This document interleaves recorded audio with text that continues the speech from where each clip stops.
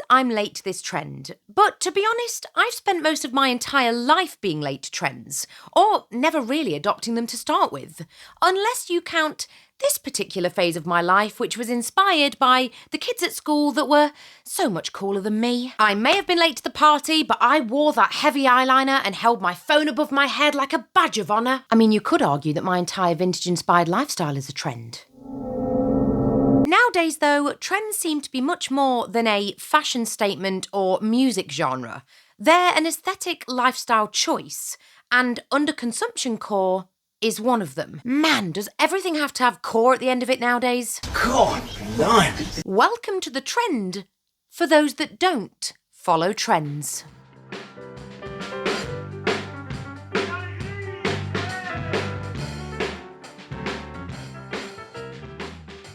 In the modern day, Underconsumption Core has emerged on social media, promoting a lifestyle of minimal consumption and sustainability. Hooray! In the 1940s, however, it was simply the order of the day. But wait, I'm jumping ahead.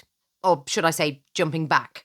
Either way, we'll get to that. This movement encourages individuals to use what they already own, buying only what is necessary and repurposing items to reduce waste and financial strain. Now, if you saw my video on overconsumption, then you'll know that I'll be the first to welcome this trend with open arms, which I don't often do. But in a world of hyperconsumption, why is this trend growing in popularity with the masses? Well, we're fed up. In a world of fast fashion, Uber Eats, affiliate links, Prime, expensive beauty must-haves, we're oversaturated with the pressure to consume. And we're caught in the dreaded upgrade loop, where companies sell us products that could be made better but aren't and have a naturally short shelf life so that you're encouraged to buy the latest, best and newest version. Trainers, phones, appliances, cars, there's always a newer and better model. And where are these products showcased the most? On social media and the internet. I mean, who knows? You might have already seen an ad during this video encouraging you to buy something. It's endless. These days, it is genuinely endless. But it appears that some content creators are taking a stand, and instead of showcasing new products, they're using well-used items, thrifted finds, and adopting a more minimalist lifestyle, sharing videos of scuffed sneakers, repurposed containers, and modest beauty routines. Speaking of which, let me show you my absolute favourite pair of sandals that I own that my nan bought me definitely over 10 years ago. All right, so look, we're all friends here, okay? You can see that they are a little bit scuffed and they might not look... Excuse me. I need your help. You need to kill me.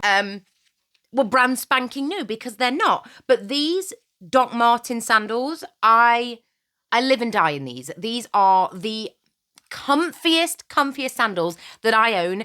I wear them every single summer without fail. It's basically all I wear during the summer months. Like, they come on holiday with me. I do chores around the house in them. I go out on the town in them. They are, honestly, the best. And I think they've held up really quite well. I mean, they're Velcro, so we've got a few little bits and bobs on here that I could definitely sort. But I love these.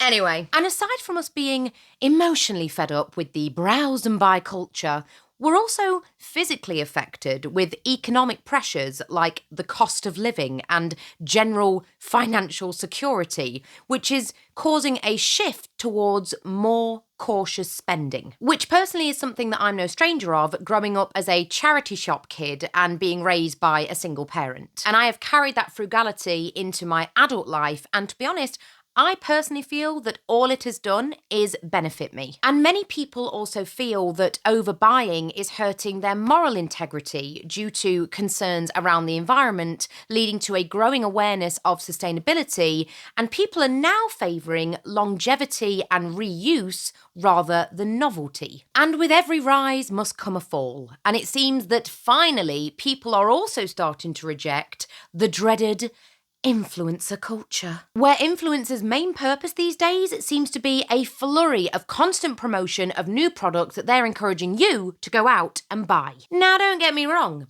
I am not naive to the fact that with having a platform, I too could be considered an influencer.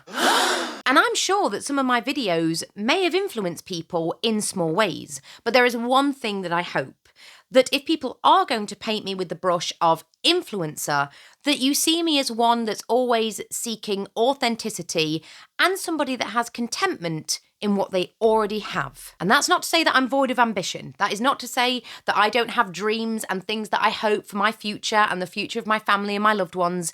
It just means that I know when to take stock and be grateful. Sometimes. I'm not perfect. I mean, none of us are. Anyway, as an influencer or a content creator or just some rando on the internet, I do like to keep an ear to the ground of the latest trends, as I do have a platform and do some of my work right here on the internet. And when I found Underconsumption Core, it was interesting to finally give a name to something that I definitely resonate with. And almost instantly, I saw parallels to an era that I very much enjoy studying.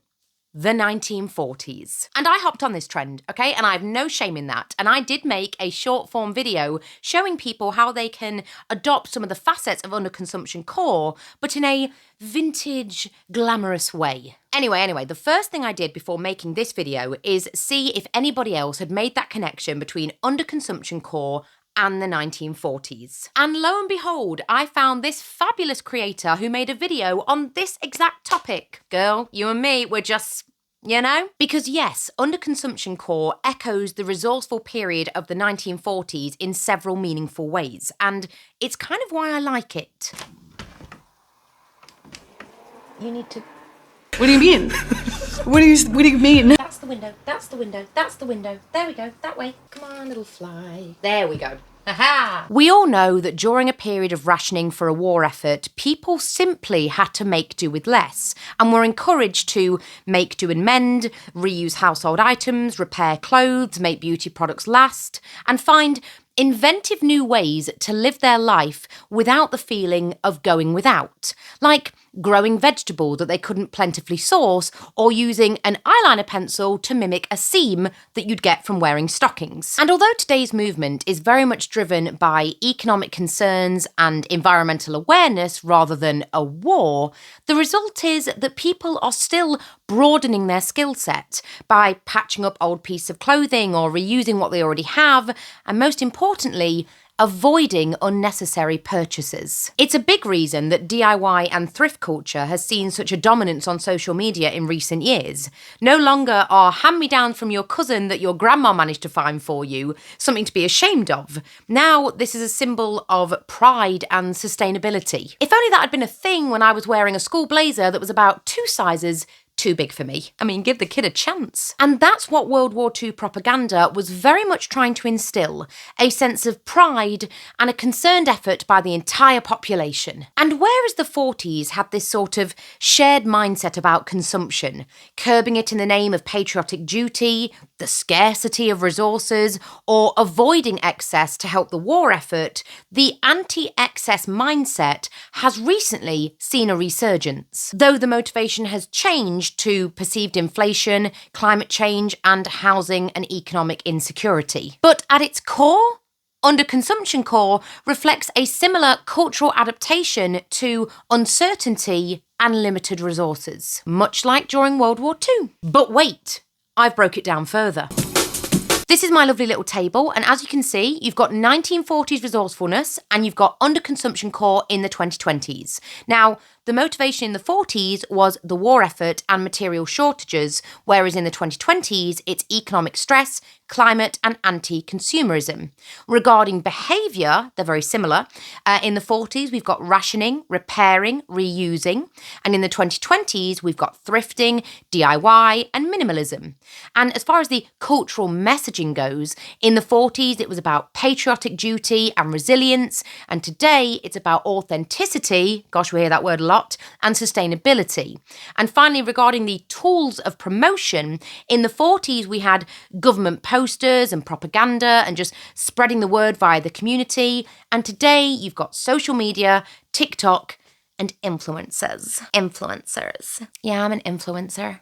On the surface, it seems like this mindset is doing a lot to transform people's perspective of their spending and how they value their current possessions. It's helping people use their agency to combat hyperconsumerism, and overall, it seems rather positive. However, it does seem a bit, to me at least, like it's kind of a competition of who has or who uses the least, which for people who don't even have enough disposable income to be able to choose not to spend more, that was a terrible sentence, it does seem a little bit out of touch. Basically, some people don't even earn enough to be able to have the luxury to choose not to spend more of it. Did I do better? I mean, when I see these videos on social media, even I feel like a fraud because look at my house, okay? It doesn't scream minimalism. Yes, I know how to live frugally. I'm wearing sandals that are 10 years old. My car is a 2007 Beetle and my beauty routine is pretty minimal. But I too sometimes spend and buy unnecessarily. For example, I went to a charity shop and I found this adorable little doll's house, okay? And I thought to myself, what could I use that for? So I've used it as a place to store all of my rings. The top two there, that was my nan's ring. Beautiful Art Deco inspired ring. Then the ring I got on my 18th birthday, and then another little bit of collection. But I didn't have to buy this, although it was only £1.50. I've just realised I've still left the price on. I didn't need this, okay? Oh, and also, it does kind of match my earrings. I didn't need it, okay? I didn't need it. I saw it.